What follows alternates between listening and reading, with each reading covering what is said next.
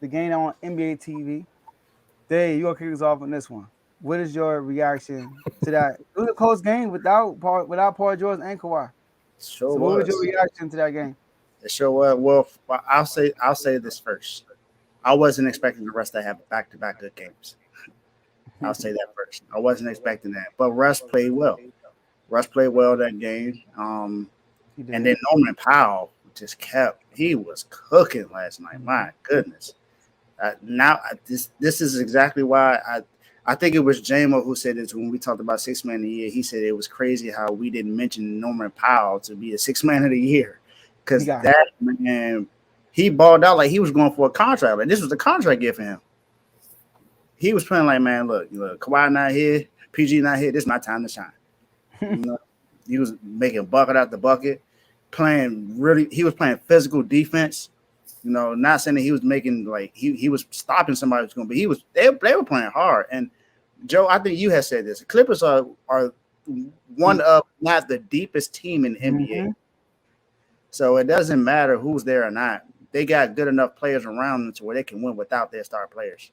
And that game was close enough at a point where they definitely could have took over. If the momentum had shifted their way, they could have won. But they just didn't have anyone to stop Devin Booker. Yeah. Devin Booker was hot. He had 45 points last night. This is after he had a 30 plus point game. So back-to-back games over 35 plus points. Like, what you going to do with that? And then you still have Kevin Durant. So it's like if he don't go off, Kevin Durant can go off. And you didn't have someone out there to try to hold one of them. All you have is just you have a bunch of key players that are out there, but you don't have one. You don't have a Kawhi. You don't have a PG out there to really help with that defense. So I still feel like the Suns will win the series, but last night definitely made me more of a believer in the Clippers than I was before. I'll say that because without their star player, they play really good. And yeah, I agree with this. All the attention on KD, they needed that. Yeah, they needed Kawhi. I feel like if Kawhi played last night, Clippers could have won that game. I definitely say that. But the Suns had beat them with Kawhi in the game. So let's see how it goes into game. Let's see how it goes in game 4. But I still feel pretty good about my selection. I still think the Suns win the series. That's good. One, I don't like this whole 2 games at the same time just because they're on different networks. Like I don't like that. Me neither. You got to get what I get because I was able to watch both games at the same time. You can't zero in on it though. It's not the same. Now I agree. Shout out to Dave. Dave got the whole sports center, sports bar set up where you can watch 2 games at once. But for the common folk, Dave, the people down here who want to watch both games, I got you.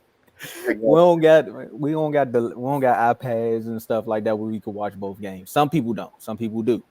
But I'm just saying that upset me because I'm like, bro, this game is good too. Like I want to watch both, and I have to log in on this Kings game because Joe's a Kings fan. But I also want to pay attention to this Clippers Suns matchup because of the debate that happened on here. It's like I want the Suns to win. But what's happening here is Ty Lue. It's Ty Lue. That coach, right? Every time we talk about the Clippers, the first thing Joe says is Ty Lue is a great coach, and he's shown it, and he's shown it again. Kawhi Leonard, that game shouldn't have been as close as it's been if your key player goes down. And Russ is not the type of shooter that you would expect for this score to even be what it was. He can score, but as a shooter, then you got Norman Powell, Bones Highland. You got guys that just step up every single time when one of these players go down. Looking at the score, if you look at the box score, you be like, man, that was a closer game. Like, really, what happened here? They could have won. Devin Booker is why they won. Devin Booker showed up. Again, KD is placed in a proper place where if it's not all on him, someone else can go out and get 30. We don't need Chris Paul to get us 30 no more because without KD, the Suns lose that game normally. Even with Devin Booker getting a 45. I still got the Suns winning this, but the Clippers, they looking like a hot spot. I would say this as a free agent. If you're a free agent this season, there's 2 teams that you're looking at, and you're like, I probably want to go play with them. And it's the Clippers and it's the Kings, just based upon the playoffs. Okay. Oh, you might want to go to Miami too if you want some sunlight. No state taxes. That's even more reason. Hey, Miami. Hey, I told shout out to them all in the chat. Shout out to them all. missed that part. Who are you telling to go to Miami? I'm just saying, if you're a free agent and you watching the playoffs, there's some Oh teams yeah, that you're looking at. yeah. Come on, Yeah. come on to Miami. Like I told Mar, I said the Clippers are a more attractive destination than the Lakers. That's why I said in the chat. You know, because of their owners richer, their organization is way more organized, And and they got better pieces, and they got a better coach. It's crazy because I agree. I think the Clippers are more attractive, but I think I'm probably picking for a different reason. I think it's attractive for a superstar to go there because they don't have to worry about playing with LeBron. Superstar. I was talking about like a free agent. But Nah, I'm just. But real quick though, I ain't even go yet. So look, the Clippers, right? Dave, when we had our little battle on this debate on this topic, what I said about the Suns I said I'm not a believer of the Suns. I said I trust KD, but who I ain't trust? Devin Booker. So far in these playoffs, he got to keep it up. This dude is playing like you can see I'm trying to win this game. He's hungry from Devin Booker. Yeah, like he's hungry. I will give him that. He's playing so hard. Like he really wants this. Like his intensity went up to another level in these playoffs.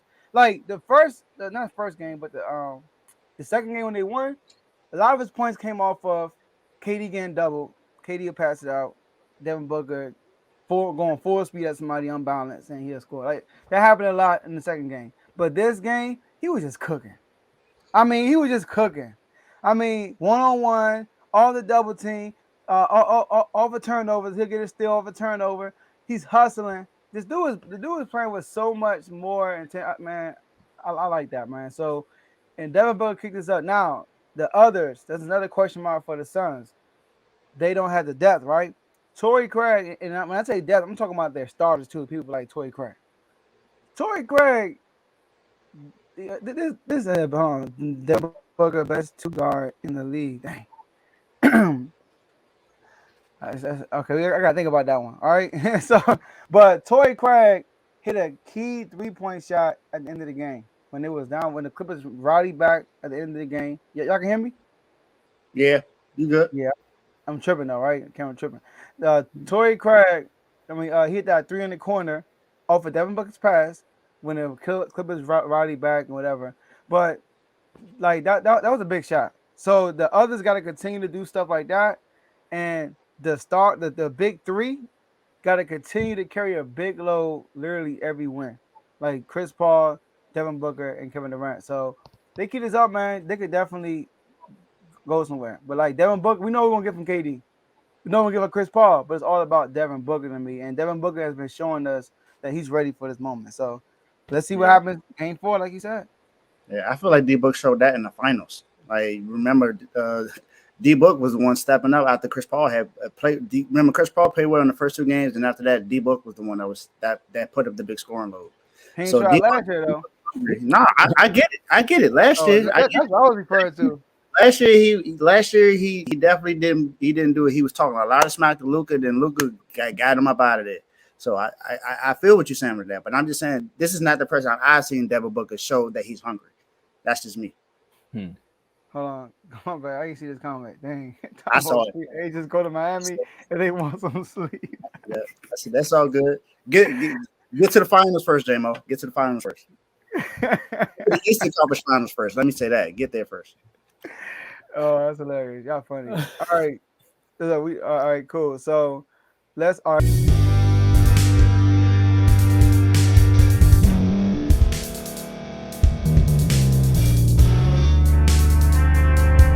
Thank you for staying to the end. If you're watching this on YouTube, please like this video, subscribe, and also hit that notification button so you can be notified next time we put out a video. If you're listening on any podcast platform, subscribe and hit that notification button, y'all, so you can be notified we put out another podcast audio.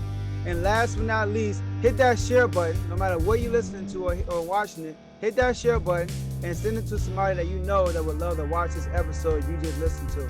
So once again, thank you for staying to the end, and we'll see y'all at the next episode.